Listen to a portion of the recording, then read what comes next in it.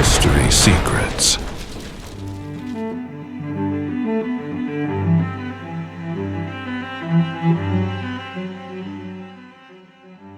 Aujourd'hui, nous allons entrer dans l'un des thèmes les plus controversés du débat géopolitique contemporain. Un thème qui exige prudence, analyse critique et conscience, que de nombreuses interprétations ne sont que des hypothèses analytiques. Lorsque des conflits intenses se produisent sur la scène internationale, différentes narrations émergent pour expliquer ce qui se passe. Certaines se concentrent sur des facteurs politiques, d'autres sur des facteurs historiques, et d'autres encore cherchent des interprétations culturelles ou religieuses. Le conflit impliquant Israël et Gaza a provoqué exactement ce type de lutte narrative. Images de destruction, souffrance civile et réactions émotionnelles fortes à travers le monde. Pour certains analystes, comprendre ces événements nécessite d'observer des schémas plus larges de l'histoire humaine. En particulier la manière dont les sociétés utilisent la violence en période de conflit. Au cours de l'histoire, différentes civilisations ont développé des rituels symboliques liés à la guerre. Certains de ces rituels impliquaient des démonstrations publiques de pouvoir. Les Aztèques, par exemple, réalisaient des cérémonies religieuses associées à des sacrifices humains, avant ou après des campagnes militaires. Ces pratiques avaient des significations religieuses et politiques. Dans d'autres cultures anciennes, comme certaines sociétés méditerranéennes, des récits historiques mentionnent des rituels similaires. Bien que beaucoup de ces témoignages fassent l'objet de débats parmi les historiens, les Romains célébraient également leur victoire militaire à travers des cérémonies publiques, connues sous le nom de triomphes. Des généraux victorieux défilaient dans la ville accompagnés de prisonniers de guerre. Ces événements servaient à renforcer le pouvoir de l'État et aussi à unifier la population autour des conquêtes militaires.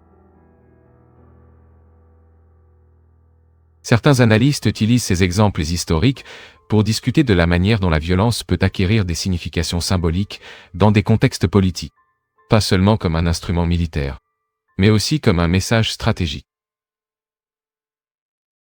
Dans cette logique interprétative, certains événements violents peuvent être perçus comme des démonstrations destinées à influencer les perceptions publiques, à la fois à l'intérieur et à l'extérieur d'un pays. Dans le cas du conflit actuel au Moyen-Orient, différentes interprétations tentent d'expliquer les motivations derrière les actions militaires. Certaines se concentrent sur des objectifs de sécurité. D'autres pointent vers des dynamiques politiques internes. Il existe également une ligne d'analyse qui observe comment des conflits intenses peuvent renforcer la cohésion nationale, surtout lorsqu'une société perçoit qu'elle fait face à des menaces externes. Ce phénomène n'est pas exclusif à une région spécifique. Il apparaît de manière répétée dans l'histoire de différents pays. Les guerres produisent souvent des moments de forte mobilisation sociale. Les populations s'unissent face à des dangers perçus. Les stratégies militaires anciennes exploitaient parfois précisément ce principe. Créer des situations dans lesquelles les soldats n'avaient aucune possibilité de reculer. Dans l'histoire militaire chinoise, par exemple, il existe une tactique connue sous le nom de Haika, combattre avec la rivière dans le dos Yoa. Une armée est placée face à l'ennemi avec un obstacle naturel derrière elle. Sans possibilité de fuite, les soldats sont contraints de combattre avec une détermination maximale. La logique est simple. Lorsqu'il n'existe aucune alternative, la cohésion du groupe augmente. Certains analystes utilisent cette métaphore pour décrire des situations dans lesquelles des gouvernements ou des sociétés perçoivent qu'ils sont acculés, lorsqu'ils croient qu'il n'existe pas d'issue facile à un conflit. Dans ces contextes, les décisions politiques peuvent devenir plus radicales, et les discours nationaux peuvent s'intensifier. Il est important de rappeler que ce type d'interprétation n'est qu'un modèle analytique. Il tente d'expliquer des comportements collectifs observés dans des situations extrêmes. Mais les conflits réels sont toujours plus complexes. Ils impliquent de multiples facteurs, historiques, politiques, religieux et stratégiques. De plus, les narrations sur les conflits reflètent souvent différentes positions idéologiques. Chaque camp du débat met en avant des aspects distincts de la réalité. C'est pourquoi comprendre les conflits internationaux exige une posture critique.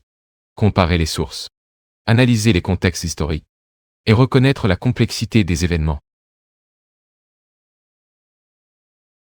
L'objectif d'analyser des théories et des interprétations n'est pas d'accepter automatiquement n'importe quelle narration, mais d'élargir la capacité à comprendre comment différentes visions du monde tentent d'expliquer des événements dramatiques. Surtout dans un monde où l'information circule rapidement, et où des narrations concurrentes disputent l'attention globale. Au final, étudier ces interprétations révèle quelque chose d'important sur la nature même de la politique internationale. Les conflits sont rarement uniquement militaires. Ils sont aussi narratifs. Chaque camp tente d'expliquer ses actions, de justifier ses décisions, et d'influencer la manière dont le monde interprète les événements.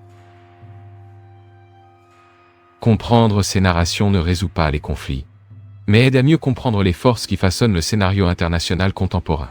En poursuivant cette analyse, une question centrale émerge. Pourquoi certains conflits semblent-ils s'intensifier même lorsque les conséquences internationales sont extrêmement négatives? Dans de nombreux cas, les actions militaires génèrent une condamnation globale. Des protestations surgissent dans différents pays. L'opinion publique internationale réagit avec indignation. Mais, paradoxalement, ces réactions externes peuvent parfois renforcer la cohésion interne d'une société en conflit. Lorsqu'un pays sent qu'il est critiqué ou attaqué par des forces extérieures, une dynamique psychologique connue peut émerger, ce que l'on appelle l'effet de siège. Dans cet effet, les critiques externes sont perçues non seulement comme une opposition politique, mais comme des menaces existentielles. Cela peut conduire à un renforcement de l'identité collective. Les populations s'unissent autour de symboles nationaux. Les gouvernements commencent à mettre en avant des narrations de survie, de défense, de résistance face à des forces extérieures. Ce phénomène apparaît dans de nombreux contextes historiques. Pendant les guerres, les critiques externes renforcent souvent la solidarité interne. Même des sociétés profondément divisées peuvent s'unir temporairement face à un ennemi commun. Certains analystes soutiennent que, dans certains cas, des dirigeants politiques peuvent même exploiter ce mécanisme. Les conflits intenses génèrent une mobilisation émotionnelle. La mobilisation émotionnelle peut renforcer le soutien politique interne, surtout en période de crise. Cela ne signifie pas que les conflits sont créés uniquement pour des raisons politiques, mais cela signifie qu'ils peuvent produire des effets politiques significatifs. Un autre élément souvent discuté concerne les narrations religieuses ou idéologiques. Dans certains courants de pensée, les événements historiques sont interprétés à travers des visions eschatologiques. L'eschatologie est l'étude des scénarios liés à la fin des temps, ou aux transformations finales de l'ordre mondial. Dans différentes traditions religieuses, ces narrations décrivent de grands affrontements entre des forces opposées. Certains analystes suggèrent que des interprétations religieuses peuvent influencer des visions politiques dans certains contextes, surtout lorsque des dirigeants ou des mouvements utilisent ces narrations pour mobiliser du soutien. Cependant, il est important de souligner que ces interprétations ne représentent qu'une parmi de nombreuses explications possibles. Les conflits modernes résultent généralement d'une combinaison complexe de facteurs. Conflits territoriaux, histoire coloniale, sécurité nationale, ainsi que de facteurs économiques et politiques internes. Réduire un conflit à une seule cause capture rarement toute la réalité. Néanmoins, étudier différentes interprétations aide à comprendre comment les narrations sont utilisées dans les luttes politiques. Car les guerres ne se déroulent pas seulement sur le champ militaire, elles se déroulent aussi sur le terrain symbolique. Les gouvernements, les mouvements et les dirigeants disputent le contrôle des narrations, tentent d'influencer la manière dont le public interprète les événements. Et à une époque de réseaux sociaux et de communication globale instantanée, ces narrations se propagent rapidement. images, discours, déclarations officielles. Tout devient partie d'une bataille pour la légitimité, une bataille pour influencer l'opinion publique mondiale. Dans ce contexte, comprendre différentes interprétations devient essentiel, même celles qui semblent controversées. Non pas parce que toutes sont vraies, mais parce qu'elles révèlent comment différents groupes perçoivent le monde. Et ces perceptions, qu'elles soient exactes ou non, influencent des décisions politiques réelles, influencent des alliances, influencent des stratégies. C'est pourquoi analyser des théories géopolitiques exige toujours une posture critique, séparer les faits vérifiables des interprétations spéculatives, et reconnaître que la réalité internationale est rarement simple. C'est peut-être l'une des leçons les plus importantes lorsqu'on étudie les conflits contemporains, la nécessité constante de questionner les narrations, comparer les sources, et comprendre la complexité des relations entre pouvoir, politique et société. Ce n'est qu'ainsi que nous pouvons commencer à comprendre pourquoi des événements apparemment incompréhensibles continuent de se produire sur la scène internationale, et pourquoi les débats sur ces événements restent si intenses dans le monde entier. La quête pour comprendre le passé a toujours fait partie du parcours humain. Nous explorons des ruines, déchiffrons des inscriptions anciennes et enquêtons sur des récits oubliés. Chaque découverte élargit notre compréhension des civilisations qui nous ont précédés. Mais elle révèle aussi de nouvelles questions. Des questions qui continuent d'alimenter notre curiosité. Car l'histoire n'est pas seulement un récit du passé. C'est un chemin continu de découverte. Ceci était History Secret. Car certains secrets de l'histoire attendent encore d'être révélés.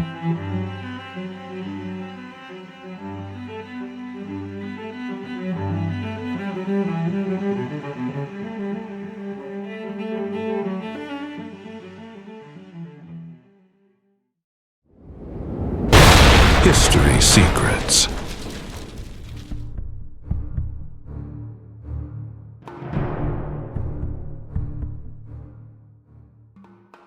Une idée profondément provocante circule parmi les historiens et les spécialistes des religions. Et si la religion que nous connaissons aujourd'hui sous le nom de christianisme n'avait pas été fondée directement par Jésus? Cette hypothèse apparaît dans de nombreux débats académiques sur les origines du christianisme. Certains chercheurs soutiennent qu'il existe une différence significative entre ce que Jésus enseignait à l'origine et ce qui deviendrait plus tard la doctrine chrétienne institutionnelle. Selon cette interprétation, la figure centrale dans la formation du christianisme historique aurait été une autre personne, l'apôtre Paul. Pour comprendre cette hypothèse, nous devons revenir au 1er siècle de notre ère. À cette époque, il n'existait rien que l'on appelle Egea Christianisme Io. Il n'y avait pas de Bible. Il n'y avait pas d'église structurée. Et encore moins un système théologique consolidé. Il n'y avait qu'un mouvement religieux émerge autour d'un prédicateur juif nommé Jésus. Pour certains chercheurs, les enseignements de Jésus se rapprochaient davantage de courants spirituels aujourd'hui connus sous le nom de gnosticisme.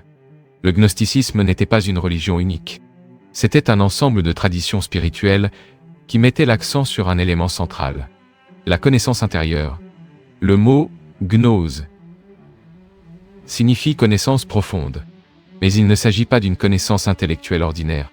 Il s'agit d'une perception spirituelle directe de la réalité.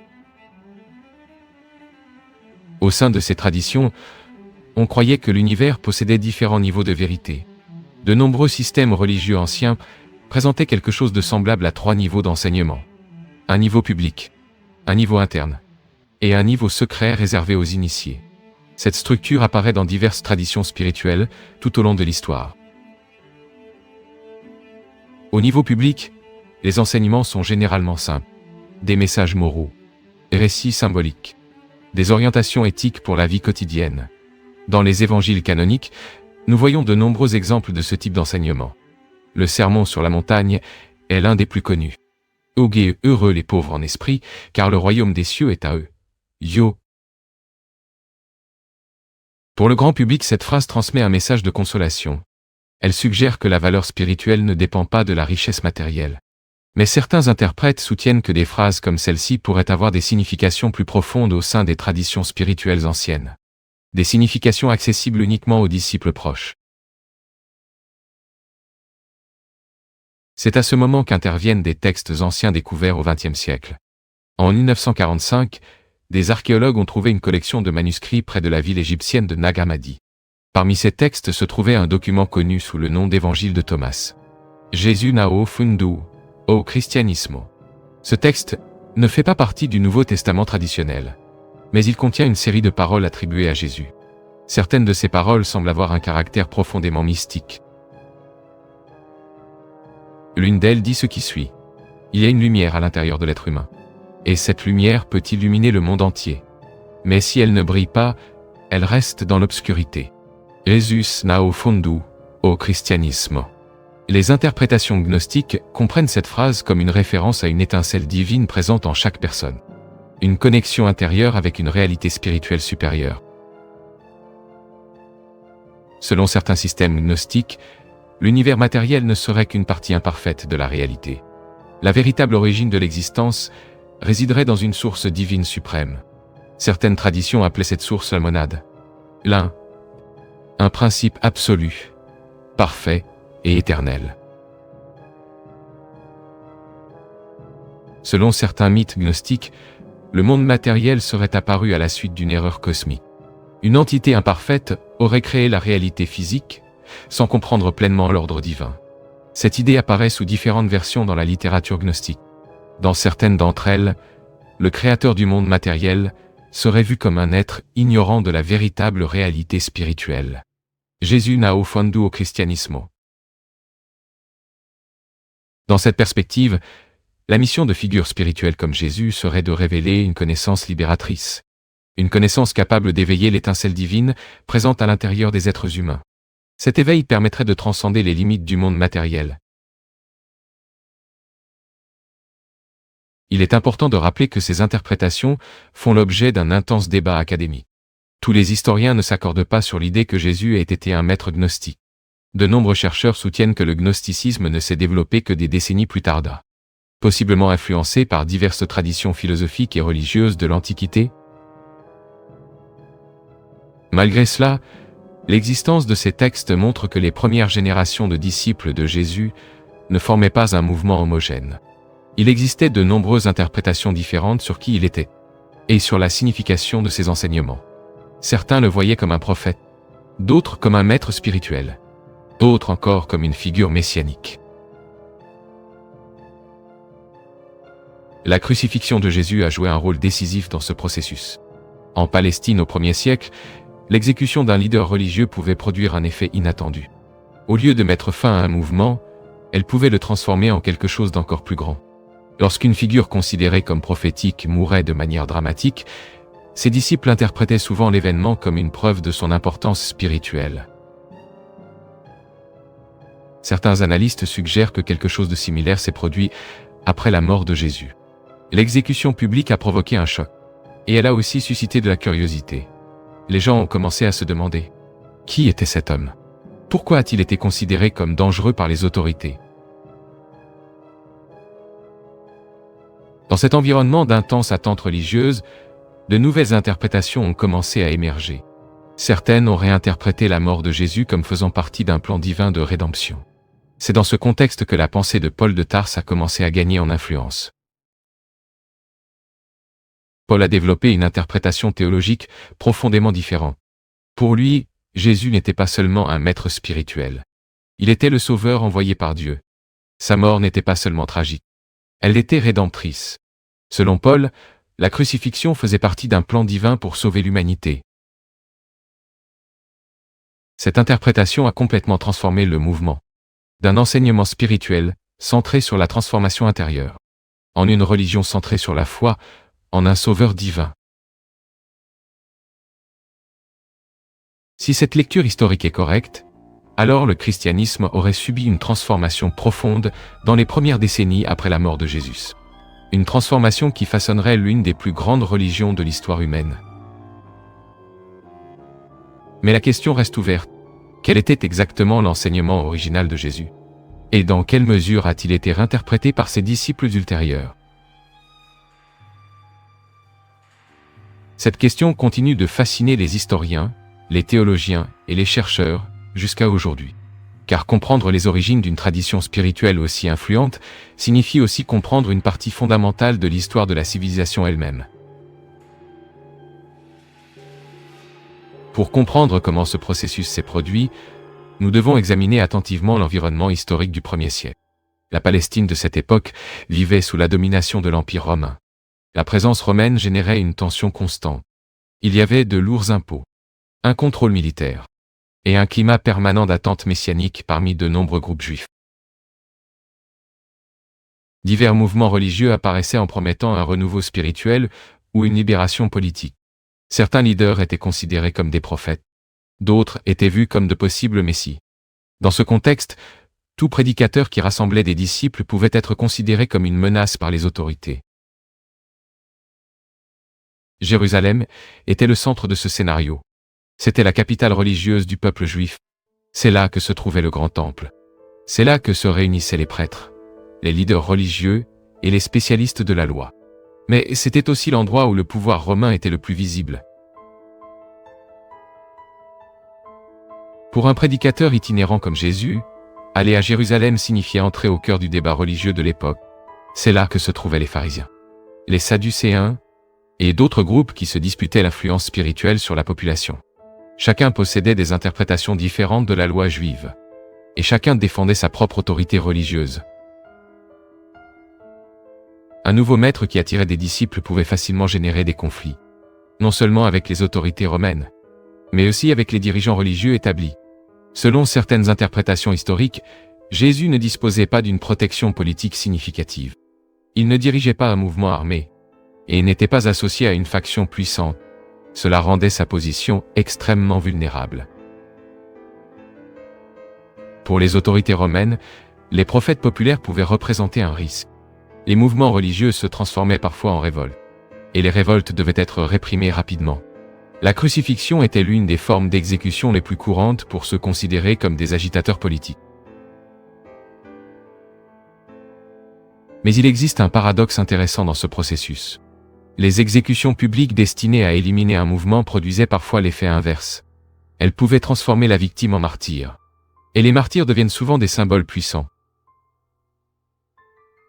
Lorsqu'une personne meurt en défendant un message, cette mort peut amplifier l'impact du message lui-même. Les disciples commencent à voir l'événement comme une preuve d'authenticité.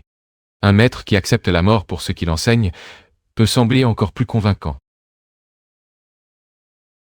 Ce phénomène apparaît à plusieurs reprises dans l'histoire. Les mouvements religieux, politiques et philosophiques se renforcent souvent après la mort de leur leader. La mort devient récit. Et le récit renforce la communauté des disciples. Dans le cas de Jésus, son exécution a provoqué exactement ce type de réaction. Ses disciples ont continué à parler de lui. Des histoires ont commencé à circuler.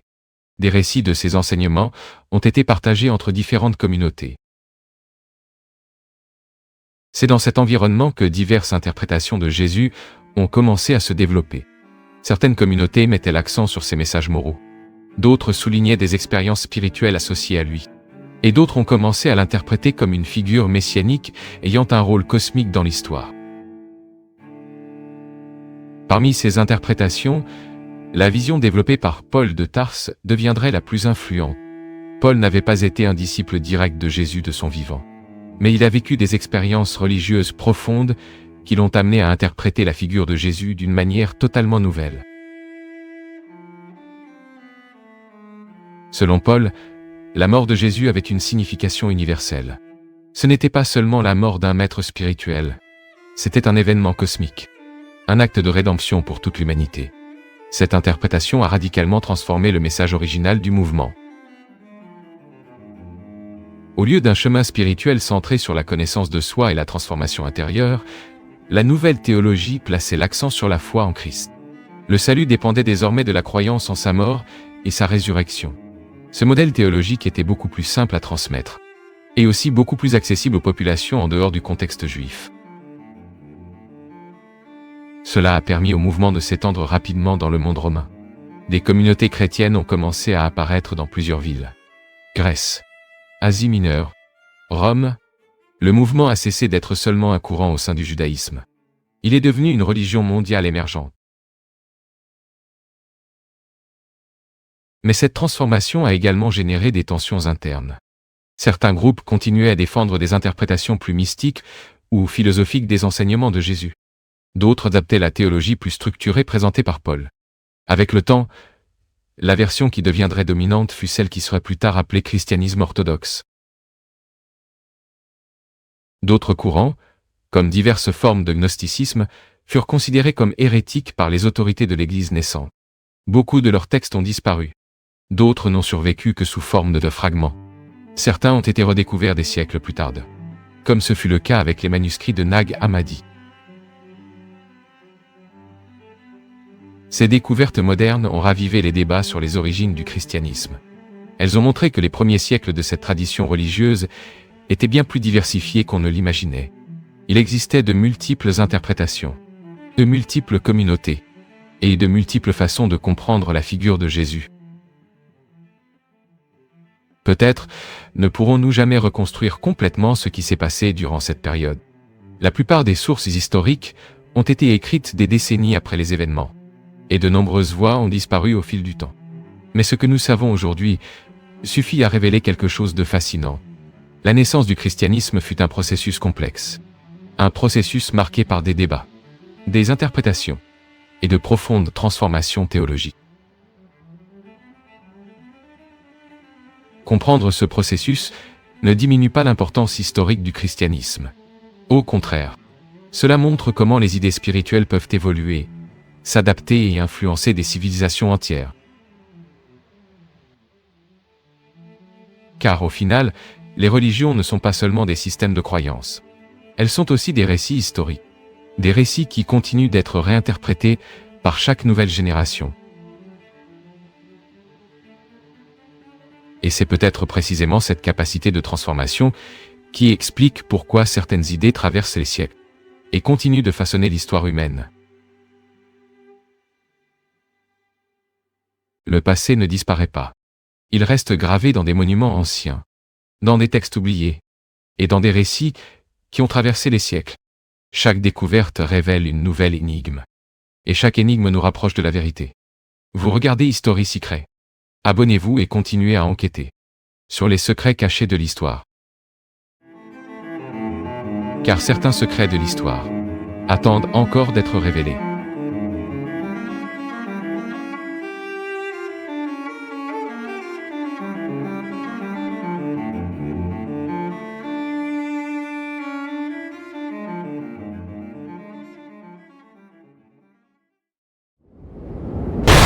History Secrets.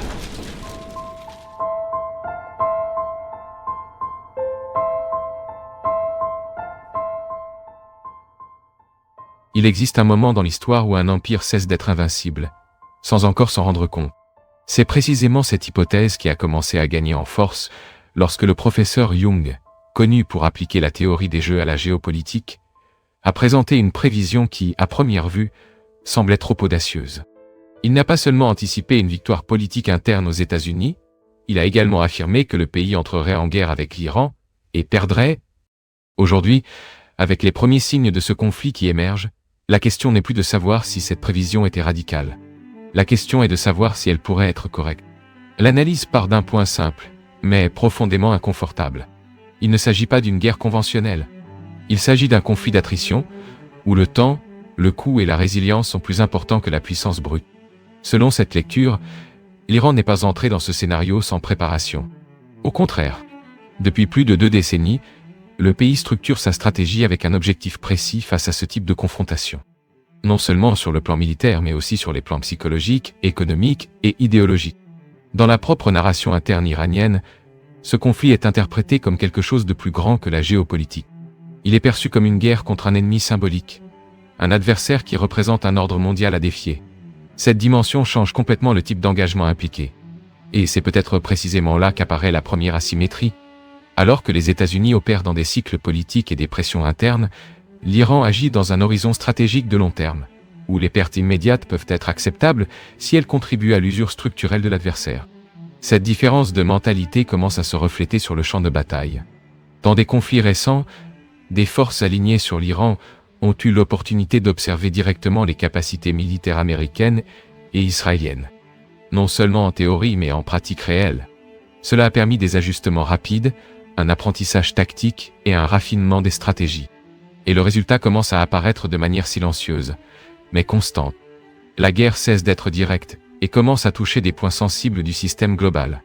Infrastructure, énergétique, routes commerciales, approvisionnement en ressources essentielles. L'objectif n'est pas seulement de gagner des batailles, mais de créer de l'instabilité.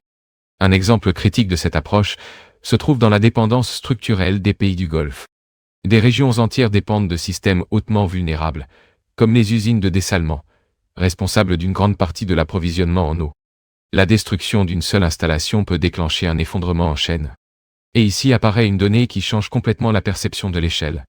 Dans de nombreux cas, le coût d'une attaque est dérisoire comparé à l'impact généré. Des drones relativement bon marché peuvent compromettre des structures qui soutiennent des millions de personnes. Cette logique redéfinit le concept de supériorité militaire. Il ne s'agit plus de savoir qui possède le plus de technologie, mais qui parvient à imposer la plus grande usure au moindre coût. En même temps, un autre élément entre en jeu, le contrôle des routes stratégiques. Le détroit d'Ormuz, par lequel transite une grande partie du flux énergétique mondial, devient un point de pression décisif. Toute interruption à cet endroit n'affecte pas seulement les pays de la région, mais l'ensemble de l'économie mondiale. Et cela crée un effet domino. Les pays du Golfe, fortement dépendants de ces routes, commencent à faire face à des risques existentiels. Non seulement économiques, mais structurels. Et ici apparaît une connexion encore plus profonde. Ces mêmes nations sont responsables d'alimenter financièrement des secteurs critiques de l'économie américaine, notamment en ce qui concerne les investissements en technologie et en intelligence artificielle. Si ce flux est interrompu, l'impact ne sera pas localisé. Il se propage. La fameuse bulle technologique UE devient directement dépendante de la stabilité de régions désormais sous menace constante. Cela soulève une hypothèse inconfortable. Peut-être que cette guerre ne se déroule pas seulement sur le champ militaire, mais au cœur du système financier mondial. Et si cela est vrai, le conflit cesse d'être régional. Il devient structurel. La question cesse alors d'être qui gagnera sur le champ de bataille et devient quel système pourra survivre à l'usure. Il existe une illusion persistante dans les conflits modernes, celle que la supériorité technologique garantit la victoire. Mais, dans certains scénarios, cette même technologie devient une faiblesse. Ce qui commence à émerger dans ce conflit est une asymétrie difficile à ignorer. D'un côté, des systèmes extrêmement sophistiqués, conçus sur des décennies, avec des coûts élevés et une complexité opérationnelle importante. De l'autre, des solutions simples, bon marché et hautement reproductibles. Et cette différence n'est pas seulement technique, elle est structurelle. Lorsqu'un seul missile balistique exige plusieurs intercepteurs pour être neutralisé, et que chaque intercepteur coûte des dizaines de fois plus que la cible, l'équilibre économique de la guerre commence à se rompre. Il ne s'agit plus seulement de capacité de défense. Il s'agit de durabilité. Si le coût de la défense est supérieur au coût de l'attaque, le temps commence à jouer contre celui qui possède le plus de ressources. Cette inversion change complètement la logique stratégique. Pendant des décennies, l'appareil militaire américain a été construit sur la base d'un paradigme spécifique. Un modèle hérité de l'après-Seconde Guerre mondiale façonné par la guerre froide, où démontrer une supériorité technologique était une partie essentielle de la dissuasion. Mais ce modèle a été conçu pour un autre type de guerre. Une guerre de démonstration de puissance, de course technologique, de symbolisme stratégique. Pas nécessairement une guerre prolongée d'usure continue. Et c'est exactement ce type de conflit dans lequel nous entrons. La conséquence de cela commence à apparaître de manière presque imperceptible, mais profondément significative. La soi-disant EGA aura d'invincibilité, construite au fil de décennies, commence à se fragmenter. Non pas par une défaite directe, mais par une succession de petits signaux qui, ensemble, indiquent une vulnérabilité. Et lorsque cette perception change, l'impact dépasse largement le champ militaire. La confiance mondiale envers une puissance ne dépend pas seulement de sa force réelle, mais de la perception de cette force. Lorsque cette perception se modifie, les alliances commencent à se réévaluer, les marchés réagissent, et les décisions stratégiques sont prises sur la base d'un nouveau scénario. C'est à ce moment qu'une possible transition historique apparaît. L'idée d'une hégémonie unique commence à céder la place à un monde plus fragmenté, plus distribué, plus imprévisible. Un monde multipolaire. Et cette transition ne se produit pas de manière organisée. Elle se produit sous tension. En même temps, une autre variable entre en jeu, l'épuisement des ressources. Dans les guerres modernes, ce ne sont pas seulement les soldats qui s'épuisent. Ce sont des systèmes entiers. Munitions, intercepteurs, chaînes d'approvisionnement. Chaque lancement, chaque défense, chaque réponse a un coût qui doit être soutenu dans le temps. Et lorsque ce coût s'accumule, il commence à imposer des limites. Si le réapprovisionnement ne suit pas le rythme de la consommation, la capacité opérationnelle se détériore. Et cela crée un scénario dangereux. Car, à mesure que les options diminuent, des décisions plus radicales commencent à émerger. Parmi elles, l'une des plus délicates, l'utilisation de troupes terrestres. Historiquement, les changements de régime n'ont jamais été obtenus uniquement par la puissance aérienne. Il existe une limite à ce qui peut être fait à distance. Et cette limite conduit inévitablement à la nécessité d'une présence physique. Mais ce mouvement comporte un risque énorme. Non seulement militaire mais aussi politique. L'opinion publique, en particulier dans les démocraties, tend à résister aux conflits prolongés avec un coût humain élevé.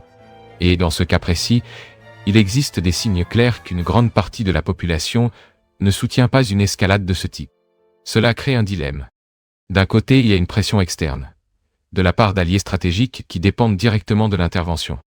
De l'autre, il y a une résistance interne. Et au milieu de tout cela, des décisions doivent être prises. Si des troupes terrestres sont envoyées, le conflit entre dans une nouvelle phase.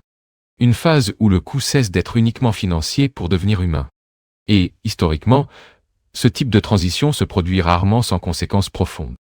En même temps, il existe une alternative, bien que controversée. La négociation indirecte. La tentative de contenir le conflit par des concessions.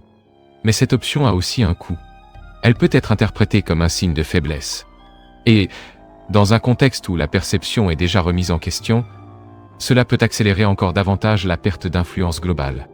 Ce qui rend cette situation particulièrement complexe, c'est qu'il n'existe pas de solution simple. Chaque voie comporte des risques significatifs. Chaque décision peut déclencher des effets qui dépassent largement le champ de bataille. Et c'est peut-être là la véritable nature de ce moment. Non seulement un conflit entre nations, mais un point d'inflexion dans la structure même du pouvoir mondial. Il existe une question qui est rarement posée de manière directe, mais qui, dans des moments comme celui-ci, devient inévitable. Pourquoi avancer dans un conflit qui présente autant de risques évidents? Lorsque des décisions stratégiques semblent aller à l'encontre d'analyses techniques, de projections militaires, et même de recommandations internes, il devient nécessaire de regarder au-delà de la surface. Et c'est à ce moment que différentes interprétations commencent à émerger. L'une d'elles est ancienne, récurrente, et en même temps, profondément humaine. L'arrogance des empires. Tout au long de l'histoire, les puissances dominantes ont souvent commis la même erreur. Après une série de victoires ou de démonstrations de force, une perception d'invulnérabilité apparaît. Une confiance qui cesse d'être fondée sur des données et commence à être soutenue par une sensation. Ce schéma se répète de manière presque prévisible. Des conquêtes rapides créent une illusion de supériorité absolue. Et sous cette illusion, des décisions sont prises sur la base d'attentes irréalistes quant à leur propre capacité. Le problème, c'est que la réalité s'aligne rarement sur cette perception. Et lorsque le conflit se déroule dans un environnement différent de celui pour lequel la puissance a été préparée, cette confiance peut se transformer en vulnérabilité. Mais ce n'est pas la seule explication possible. Il existe aussi une dimension politique qui ne peut être ignorée. Dans certains scénarios, les décisions externes peuvent être profondément liées à des intérêts internes. Bénéfices indirects, soutien stratégique, influence financière. La géopolitique bien souvent ne fonctionne pas uniquement en fonction de l'intérêt national immédiat, mais aussi d'alliances, de pressions et de rapports de force qui opèrent en arrière-plan. Dans ce contexte, des actions qui semblent irrationnelles d'un point de vue purement militaire peuvent avoir du sens dans un calcul politique plus large. Un calcul qui implique un soutien électoral, une influence institutionnelle et un positionnement stratégique à long terme. Et cela ouvre la voie à une hypothèse délicate. Et si, dans certaines circonstances, le coût d'un conflit n'était pas perçu comme un problème, mais comme une opportunité? Une opportunité de consolider le pouvoir, de modifier des structures internes ou de rediriger l'attention publique. Historiquement, les périodes de crise ont déjà été utilisées comme catalyseurs de changements politiques profonds. Et, dans des situations extrêmes, même comme justification pour des mesures exceptionnelles. Cela ne signifie pas que ce soit la seule lecture possible. Mais c'est une lecture qui ne peut être écartée. Il existe encore une troisième dimension, plus controversée, plus difficile à vérifier, et pour cette raison même, plus spéculative. L'idée que les décisions globales ne sont pas conduites uniquement par des gouvernements visibles, mais aussi par des structures d'influence qui opèrent de manière moins transparente. Au fil du temps, différentes théories ont tenté d'expliquer ce type de dynamique. Certaines associent ces mouvements à des groupes historiques, des organisations discrètes ou des réseaux de pouvoir qui dépassent les gouvernements et les institutions formelles. Dans cette perspective, certains conflits ne seraient pas seulement des événements géopolitiques, mais feraient partie d'une narration plus large. Une séquence d'événements qui suivrait une logique propre, souvent déconnectée des explications conventionnelles. Cette interprétation, cependant, exige de la prudence. Elle repose sur des indices, des lectures alternatives et des connexions qui ne peuvent pas toujours être vérifiées de manière objective. Pour cette raison, elle doit être traitée comme une hypothèse, et non comme une conclusion. Malgré cela, le simple fait que ces idées existent révèle déjà quelque chose d'important. Il existe une perception croissante selon laquelle toutes les décisions globales ne sont pas pleinement comprises. Et cette perception en elle-même influence la manière dont les gens interprètent le monde. Au final, peut-être que la question n'est pas de choisir une seule explication, mais de reconnaître que des événements de cette ampleur possèdent rarement une seule cause. Ils sont le résultat de multiples couches, des intérêts visibles, des motivations cachées, des erreurs de calcul, et souvent, des facteurs qui ne deviennent clairs qu'avec le temps. Face à cela, une réflexion inévitable émerge.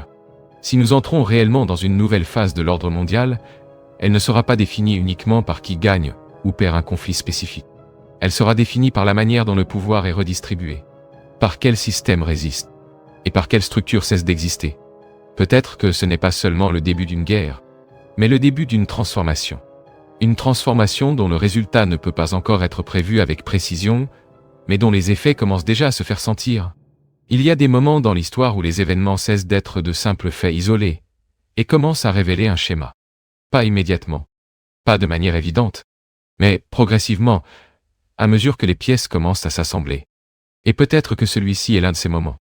Ce qui semblait initialement être un conflit régional commence à exposer quelque chose de plus grand. Une fragilité structurelle qui, pendant longtemps, est restée dissimulée derrière une apparente stabilité. Lorsque les chaînes logistiques deviennent vulnérables, lorsque les systèmes financiers dépendent de régions instables, et lorsque la capacité militaire commence à rencontrer des limites opérationnelles, une nouvelle réalité émerge. Une réalité où le pouvoir ne signifie plus un contrôle absolu, mais une capacité d'adaptation. Et c'est précisément là que de nombreux systèmes échouent, parce qu'ils ont été construits pour un monde qui n'existe plus. Pendant des décennies, l'ordre mondial a été soutenu par une combinaison de facteurs relativement stables. Des flux financiers prévisibles, des routes commerciales sécurisées, des alliances consolidées. Mais lorsque ces piliers commencent à être simultanément sous pression, le système cesse de fonctionner comme auparavant. Il commence à se réorganiser. Et cette réorganisation est rarement fluide. Ce que nous observons peut être interprété comme le début d'une redistribution du pouvoir. Pas nécessairement un remplacement immédiat d'une puissance par une autre, mais un affaiblissement progressif d'une structure centralisée. Un déplacement, un ajustement, un nouvel équilibre qui tente de se former. Dans ce processus, des régions autrefois considérées comme périphériques commencent à jouer un rôle plus important. Des stratégies alternatives gagnent du terrain, et des acteurs qui opéraient en marge commencent à influencer le centre. Cela crée un scénario plus complexe, moins imprévisible, et souvent plus instable. En même temps, un changement silencieux se produit dans la manière dont les conflits sont menés. Ce ne sont plus seulement des affrontements directs entre armées. Ce sont des luttes pour l'influence économique, pour le contrôle des infrastructures, pour la domination technologique, pour le récit, et, dans ce type d'environnement, la victoire n'est pas définie par un seul événement décisif. Elle se construit au fil du temps, ou se perd progressivement. Peut-être que le point le plus important n'est pas d'identifier qui est en train de gagner à cet instant, mais de comprendre ce qui est en train d'être transformé. Si la dépendance à certains systèmes devient un risque, de nouvelles structures tendent à émerger. Si certaines stratégies cessent d'être efficaces, d'autres sont développées. Et, inévitablement, l'équilibre mondial s'ajuste. Cela ne signifie pas que le résultat sera immédiat. qu'il sera clair. Et les transitions historiques sont souvent confuses pendant qu'elles se déroulent. Ce n'est qu'ensuite, lorsque nous regardons en arrière, que nous identifions le moment précis où tout a commencé à changer. Peut-être que celui-ci est l'un de ces moments. Ou peut-être n'est-ce qu'un épisode de plus dans un processus plus vaste encore en cours.